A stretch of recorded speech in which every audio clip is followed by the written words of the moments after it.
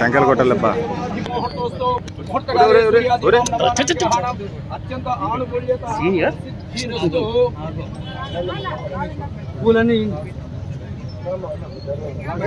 ఓం ద్రవందే రాజావృణో ద్రవందేవో బృహస్పతే ఓం ఇంద్రస్యార్చిత్య రాష్ట్రంధారేతాం ద్రవం ద్రవం ద్రవేణ విష ఆతస్మై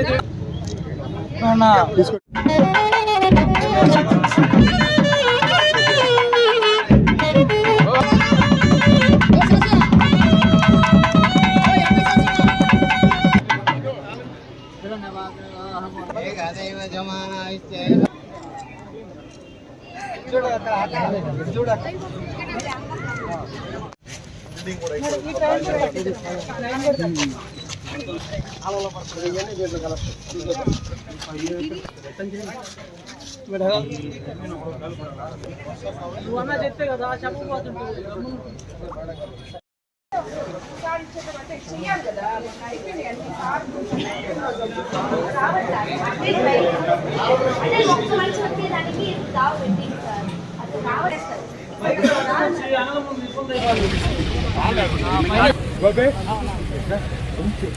కొంచెం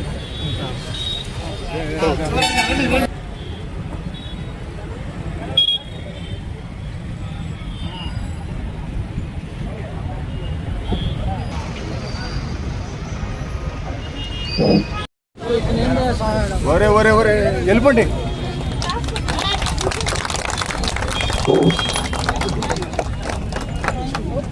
మేడం ముందర మేడం.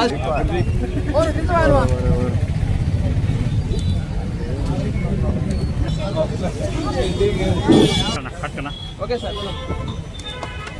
Right right right.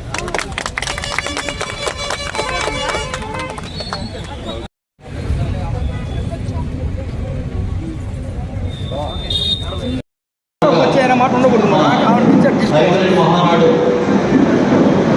విజయవంతం చేసుకున్నందుకు గాను ఏర్పాటు చేసుకోవడం, అదేవిధంగా సమగ్ర ఓటర్ జాబితా సవరణ కార్యక్రమం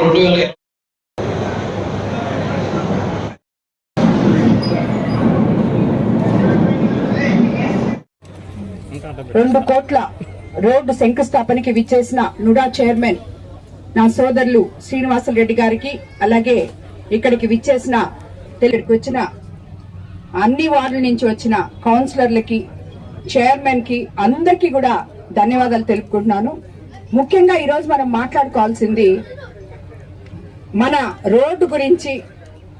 ఇప్పుడే శాసన చెప్పాడు, ఈ రోడ్డు 20 సంవత్సరాల నుంచి మట్టి తోడడమే గాని ఏ రోజు రోడ్డు వేసింది లేదు అని చెప్పడం జరిగింది. మరి ఎందుకు ఇన్ని ఇళ్లున్న ఈ రోడ్డుని, ఇక్కడ ఎన్నో ఆఫీసులు ఉన్నాయి, ఎన్నో రకాల ఎంఆర్ఓ ఆఫీసు, ఎండిఓ ఆఫీసు అన్ని కూడా ఉన్నాయి ఈ దారిలో, కానీ ఎందుకు వెళ్ళేదో మనకు అర్థం కాదు.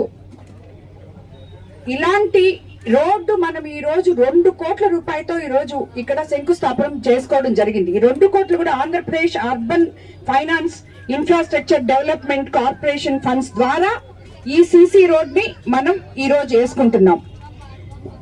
ఇది ఏదో ఒక రకంగా మన ప్రభుత్వం అధికారంలోకి వచ్చి 24 నెలలైంది. ఇప్పటి వరకు 24 నెలల్లో మనం మొట్టమొదటిగా చెప్పింది, మేము అధికారంలోకి వస్తే మీకు మెగా డిఎస్సి మీద తొలి సంతకం పెడతామని చెప్పాం.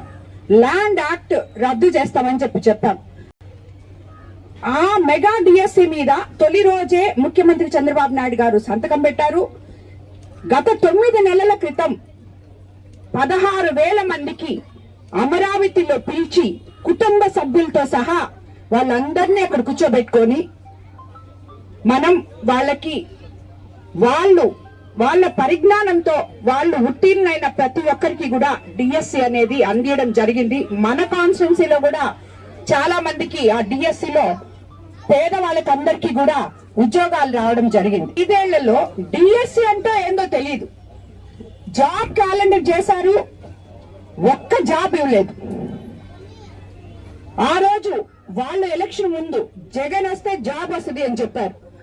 ఏ రోజు కూడా ఒక్క జాబ్ కూడా ఇవ్వలేదు. కానీ మన ప్రభుత్వం ఏదైతే తొలి సంతకం పెట్టిందో అది 9 నెలల క్రితమే ఇచ్చేసిన తర్వాత అందరూ ఉపాధ్యాయులు సంతోషంగా ఈరోజు విధులు నిర్వహించుకుంటున్నారు. ఇప్పటికొచ్చి దాంట్లో ఏదో జరిగింది, అది జరిగింది, ఇది జరిగింది అని చెప్పి ఈ రోజు మాట్లాడుతున్న వైసీపీ నేతల్ని ఏమనాలో కూడా మనకు అర్థం కావట్లేదు. ఏంటది ఏం చేస్తున్నారు? ఆ వెన్నుపోటు దినం కోవూరు కాన్స్టిట్యున్సీలో గాని చేసేటప్పుడు ఎవరైతే చేస్తున్నారో వాళ్ళందరూ ఈ బుచ్చిరెడ్డిపాలెంలో ఈ చేసేవాళ్ళు ఈ రోడ్డు ఈడకొచ్చి చూడాలని చెప్పి నేను కోరుకుంటున్నాను. ఏది వెన్నుపోటు దినం? ముదివట్టి కాజ్వే చూడండి, మైపాడు నెల్లూరు రోడ్డు చూడండి, ఇలాంటి అభివృద్ధి పనులు ఎన్నో చూడండి. అలాగే ఎంతమందికి తల్లికి వందనం ఇచ్చాం, ఎంతమందికి ఉద్యోగాలు ఇచ్చాం. ఆల్రెడీ 6 లక్షల చిల్లర. అట్లాగే P4 కింద ఇప్పుడే మనం ఒక మార్కెట్ సందర్శించి వచ్చాం. ఈ P4 అనే విధానంలో ఆ మార్కెట్ ని నిర్మించుకోవడం జరిగింది. అది మీకు కళ్ళకి కనిపిస్తుంది. కానీ ఈ P4 లో ఎంతమంది బంగారు కుటుంబాలని దత్తత తీసుకొని ఉన్నారో, దాని వల్ల ఎంతమంది మహిళలు ఈ రోజు లబ్ధి పొందుతున్నారో అది కూడా చూడండి. సూపర్ 6 సూపర్ హిట్ చేసాం అక్షరాల. అలాగే కొత్త పెన్షన్లు కూడా రేపు జూన్ 12 నుంచి ఇవ్వబోతున్నాం. ఇంకా ఇళ్ల విషయానికి వస్తే ఇళ్ల స్కామ్, దాన్ని ఏమనాలో నాకు అర్థం కాదు. ఆ హౌసింగ్ స్కామ్ అనేది పొలం కొనేటప్పుడు 10 ఎకరాలని గత ప్రభుత్వానికే చెల్లుతుంది, కానీ అది మన ప్రభుత్వానికి చెల్లదు అని చెప్పి నేను ఈ రోజు మీకు అందరికీ ద్వారా తెలియజేసుకుంటున్నాను. కాబట్టి ఎవరికి కూడా తెలుగుదేశం ప్రభుత్వం మీద వెన్నుపోటు దినము అని చేసే అర్హత లేని వాళ్ళు చేస్తే ప్రజలు దాన్ని యాక్సెప్ట్ చేయరు అని చెప్పి ప్రతి ఒక్కరూ గుర్తు పెట్టుకోవాలని చెప్పి కూడా నేను తెలియజేసుకుంటాను. పాపం మీ మనకి ఎదురు నిలబడడానికి కూడా భయపడాలి. అలాగే నాయకులు సందేహాలు చెప్పి మీకు అందరికీ నేను తెలియజేసుకుంటున్నాను. అది అందరూ యునానిమస్ గా గెలిచే విధంగా మీరందరూ పనిచేయాలి. ఎందుకంటే నాకు ఒకటే నమ్మకం, నాతో ఉన్నంత మంది నాయకులు ఎవరు ఎక్కడా లేరు, కానీ ప్రతి నాయకుడు కూడా ఎంతో ఇష్టంగా పనిచేస్తారని మీరు అందరూ మనం నిరూపించుకున్నారు. దాన్ని మళ్ళీ మళ్ళీ మనం నిరూపించుకోవాలని చెప్పి కూడా మీకు అందరికీ నేను తెలియజేసుకున్నాను. ఇక్కడికి వచ్చేసిన కుటుంబ సభ్యులందరికీ కూడా భోజనాలు అరేంజ్ చేసినాయి. అందరూ భోజనం చేసేలాగని మిమ్మల్ని అందరినీ కోరుకుంటున్నాను. స్థాపనకు వచ్చేసినటువంటి సోదరి ప్రశాంత్ మేడం గారికి, ఎందుకంటే ఇప్పుడు అడిగింది మేడం శేషల్ గారిని, అంటే ఎన్ని సంవత్సరాల నుంచి ఈ రోడ్డు పెండింగ్ ఉందని. దాదాపు 20 సంవత్సరాలుగా ఈ రోడ్డు అస్తవ్యస్తంగా ఉందని చెప్పారు.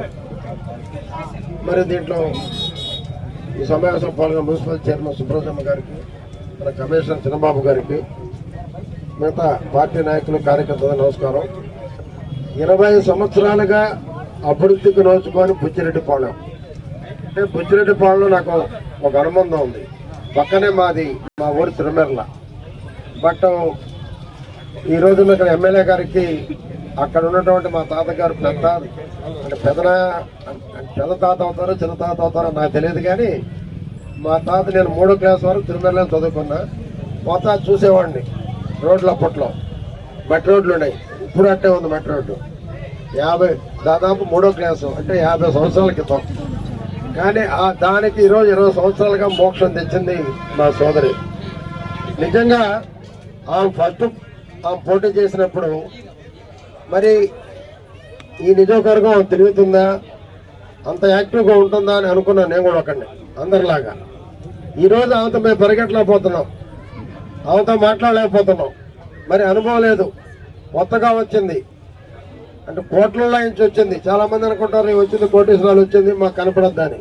మరి ఈరోజు చూస్తుంటే ప్రతి పేదవాడిని పలకరిస్తుంది. ఇప్పుడు మార్కెట్లోకి వెళ్తే చూశాను నేను, ఒక 30-40 సంవత్సరాల రాజకీయాల్లో ఉన్నంత అనుభవంగా మాట్లాడుతుంది ఆమె. సరే, ప్రజలు ఎట్లుంటున్నారంటే ఆమె కష్టపడి చేసింది, దీన్ని ఎలా చేసుకోవాలా అనేది వాళ్ళకి కొంతమందికి అనిపించదు. ఏమనుకోవద్దండి, ఎంత చేసినా మాకు అలా కిటికీ లేదు, అలా రేకు లేదు, ఇలా అన్నీ అంటుంటారు.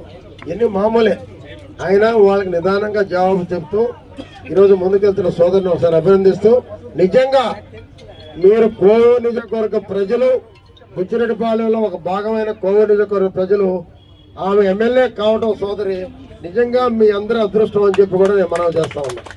ఎటువంటి ఫండ్ వచ్చినా ముందు నా సోదరికి ముందు ఆమెకి ఇచ్చే మరొకరికి ఇస్తానని కూడా తెలియజేస్తున్నాను. థ్యాంక్ యూ అండి.